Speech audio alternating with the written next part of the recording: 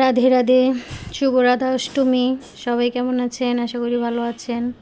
আমার ছোট্ট করে রাধা অষ্টমীর পূজা আয়োজন করেছি, যে তার জন্যে মালপোয়া পিঠা ভেজে করে নিয়েছি। মালপোয়া পিঠা, তারপর হচ্ছে তালের পিঠা, তারপর হচ্ছে খিচুড়ি, ভুনা খিচুড়ি, ভাজা, পায়েস, তারপর হচ্ছে